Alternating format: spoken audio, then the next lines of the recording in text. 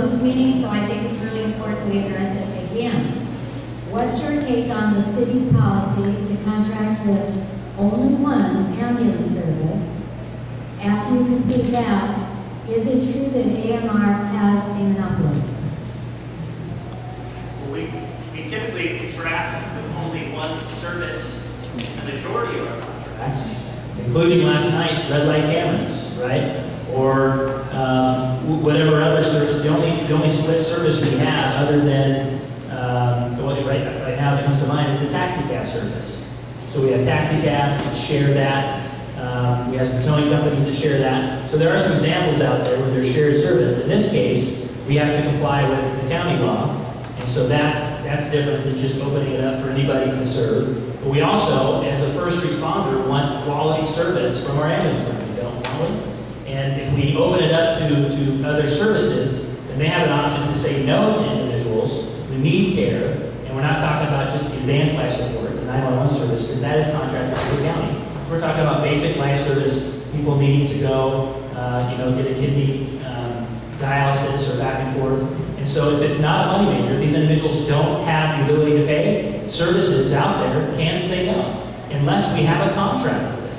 And that's what AMR does. They also provide $1.5 million to the fire department to fund our paramedics. So I think we're all in favor of having a fourth individual on that fire engine to respond to you, the first responder that's a paramedic trained. I think there's value in there. So it's about quality service, and we have that right now. If somebody can prove me different, that we're going to get better quality by another service taking not the advanced life support, not the 911 service, but just this basic life support service is transporting hospital patients around, then I'm all ears to listen to that. We're going to have the ability to do that in the workshop hopefully the next month.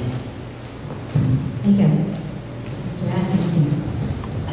This is the public's money, and you have to have control on how it is spent. And so there's two components of AMR. AMR, you have the medical service that provides paramedic service, and then you have the non-emergency medical transportation. And they're two separate animals, but the non-emergency medical transportation should be go out to bid.